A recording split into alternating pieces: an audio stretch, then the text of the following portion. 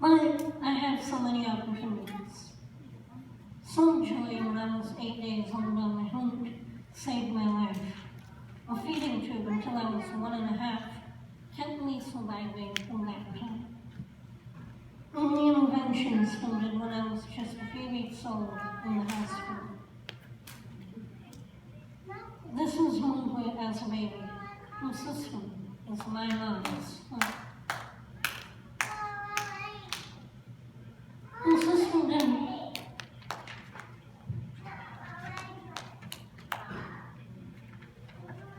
Aubrie was a healthy baby, but she wasn't progressing as expected.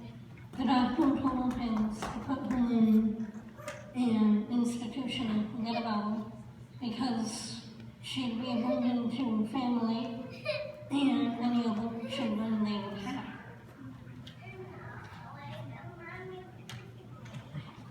Her sister didn't know about Aubrie until 20 years later. Aubrie had lived in the institution for at least 60 years. What if I had been separated from my family and the rest of the world when I was a baby? Several years ago, Aubrie moved to a condo near her sister. She now lives a good life with trips to the ice cream shop, friends, and love. Aubrie's story reminds us of disability history. Most of the obstacles of my life come from society and not from Kabuki. These obstacles are leftovers from the time when Aubrie had grown up, which really wasn't all that long ago. In 3rd grade, we learned about Martin Luther King Jr. I told my mom, Martin Luther King Jr. said we should treat everybody the same. I'm not doing a good job of that. I have had doctor's appointments, medical procedures, surgeries, and therapies in my life. I started speech, OT, PT, when I was a baby in the hospital.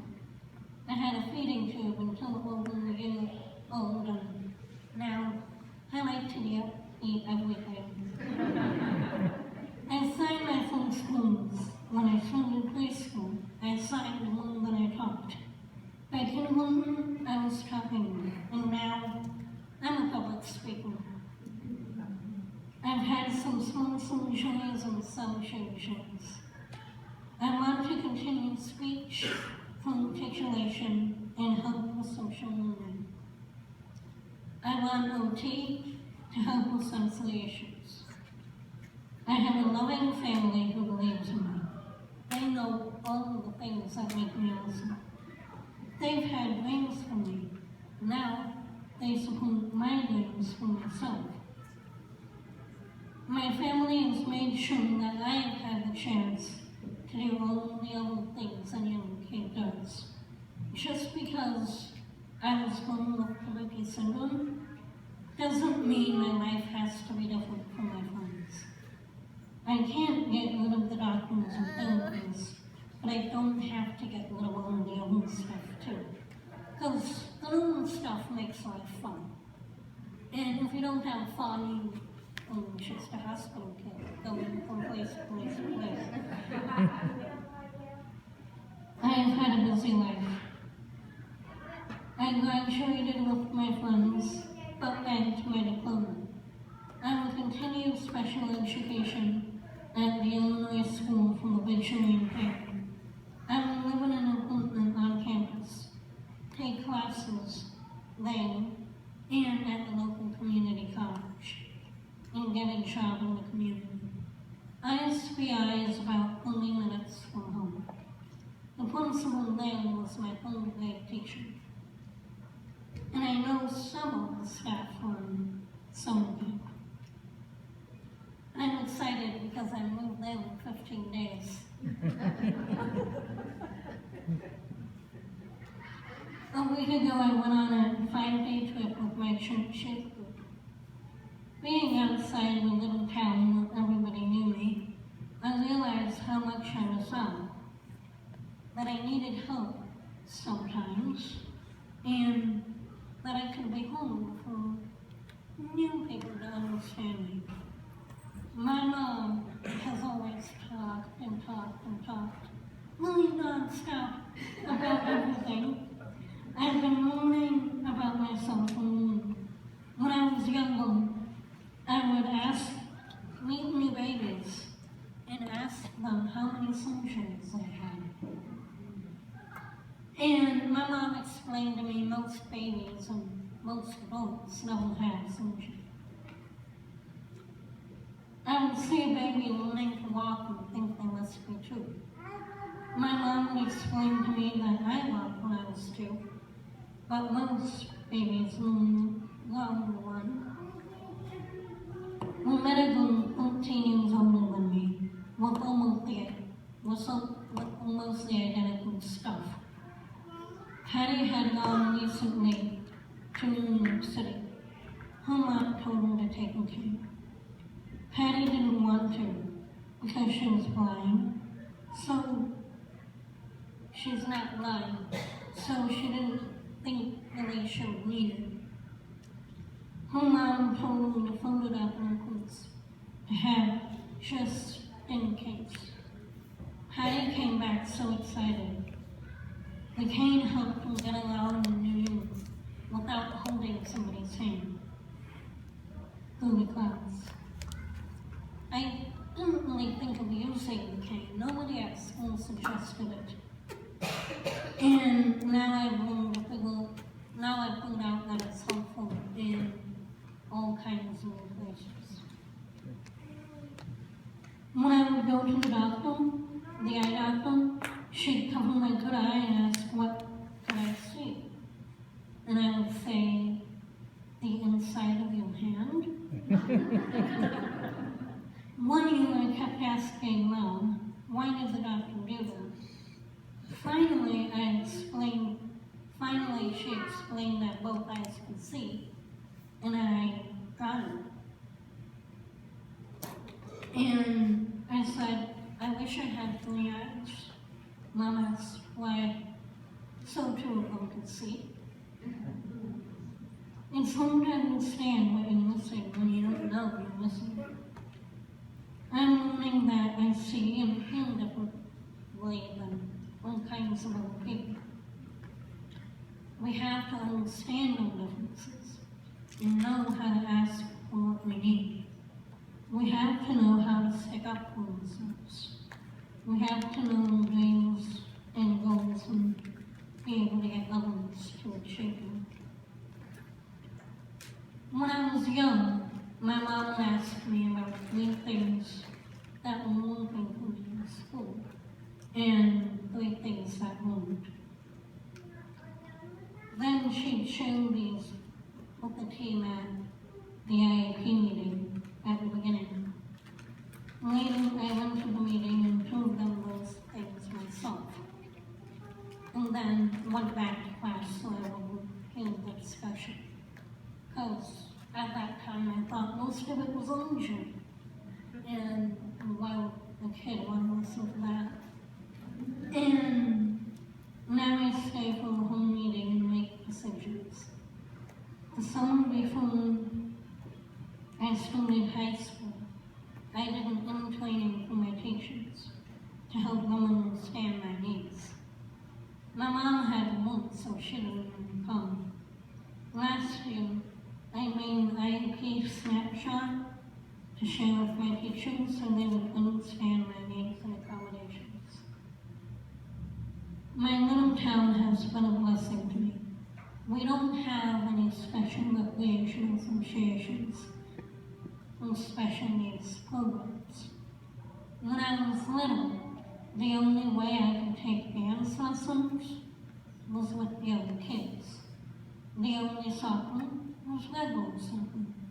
The only karate was regular karate. So I've done all the things everybody else does. No one was ready for me. We just figured out how to make it work.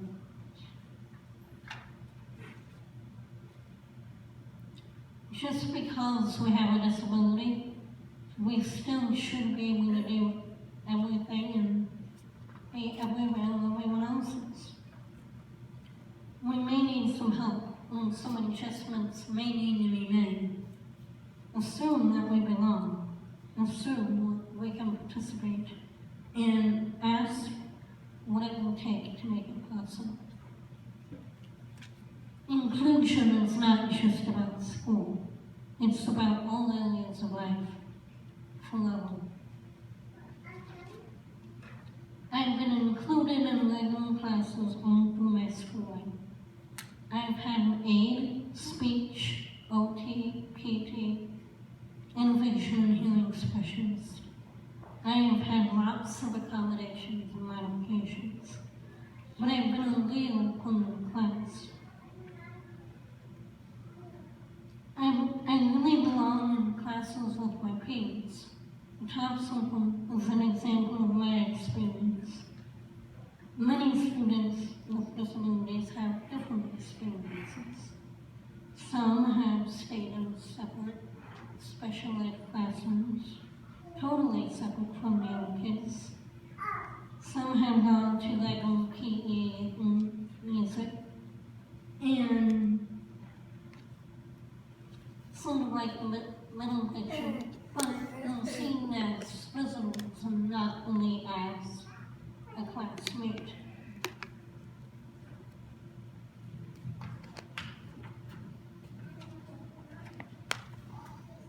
All children need lots of rich experiences. Experiences are key to building knowledge.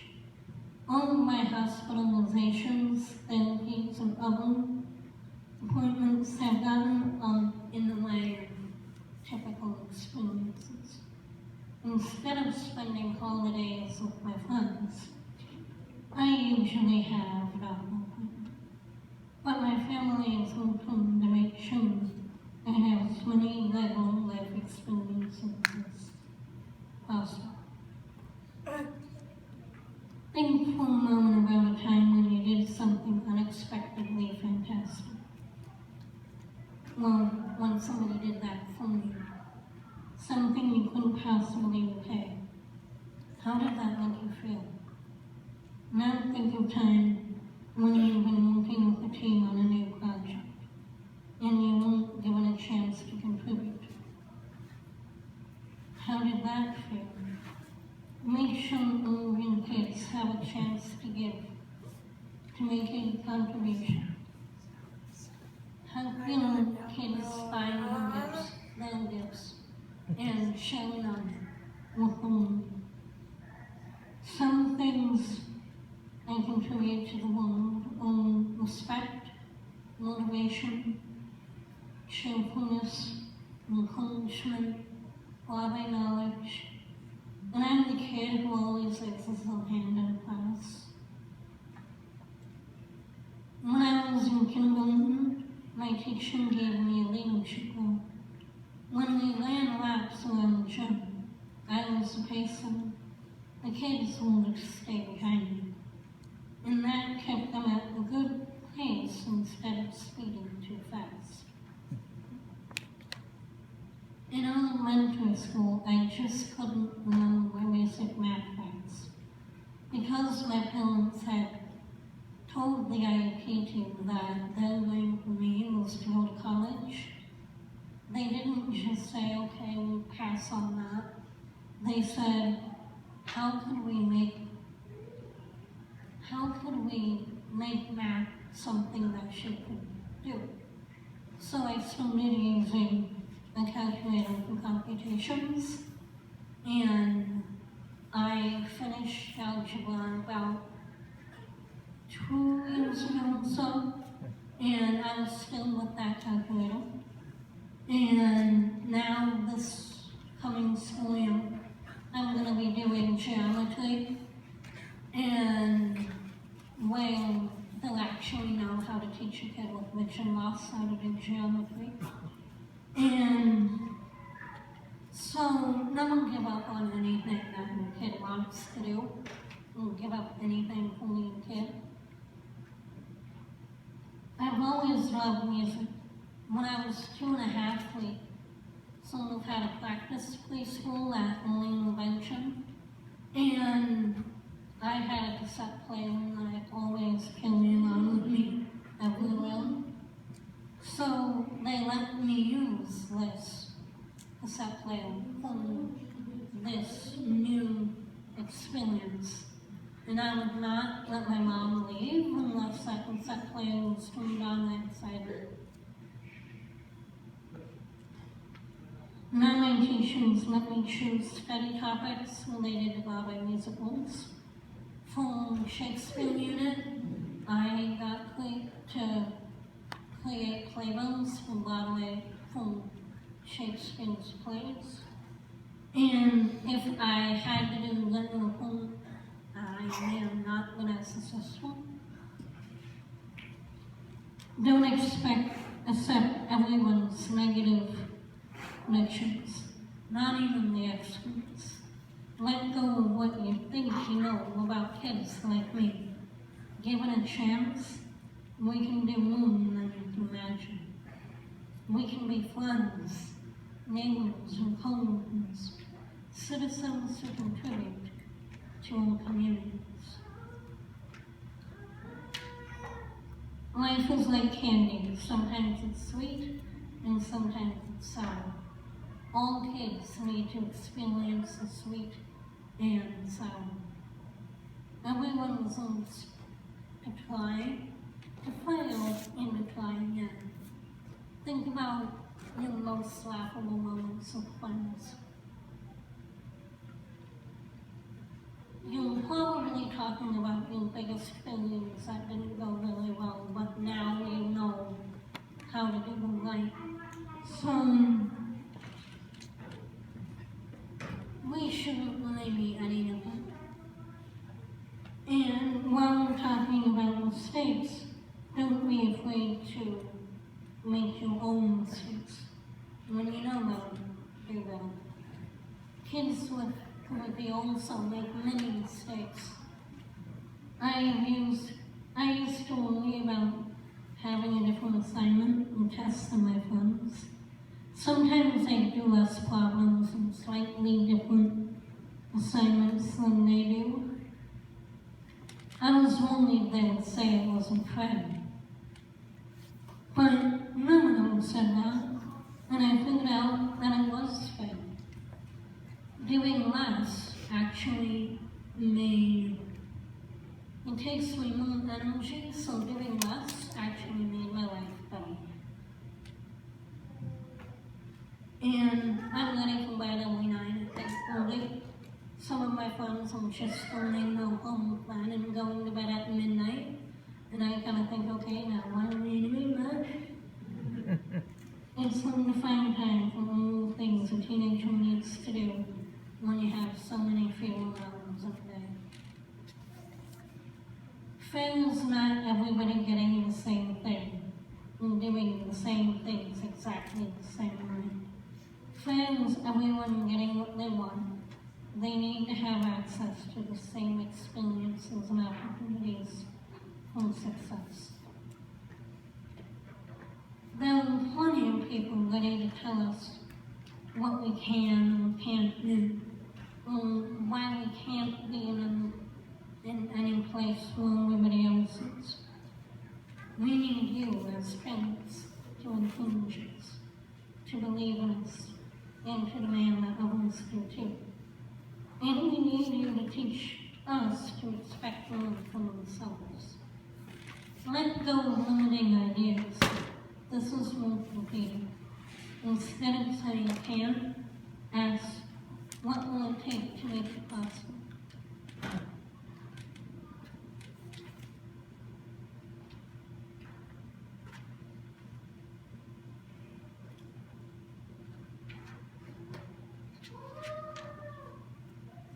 When you think you've exhausted all possibilities, you haven't. Don't give up. Your kids are counting on you. Now, when I go out on my own, I'll lead a tournament on my own. I will not give up. Fear can trap us in comfort zone. I'm looking forward to being outside of the comfort zone in a little town, in a new place where I can go. Watch things on Facebook, people with disabilities, and showing us every day what we can do if given the opportunities and support. Our own ideas have to go. Our own ideas grow out of fear. History shows that society once freed people who were different, which led them to being separated in institutions and prisons. Parents fought to have their children stay with the family, then fought for them to be allowed in the school building, then in the same classroom, and now have the same opportunities to learn. Our laws have progressed. Our attitudes need to keep up. Unless someone like you cares an awful lot, nothing's gonna get better. It's not. Give your child the opportunity to belong and make a contribution. Focus on possibilities, find gifts in it, assume competence, allow the dignity of risk, and never give up. Treat your kids like they're really kids, but remember the extras stuff of Kabuki, and the extra gifts and possibilities they offer them. Expect extraordinary.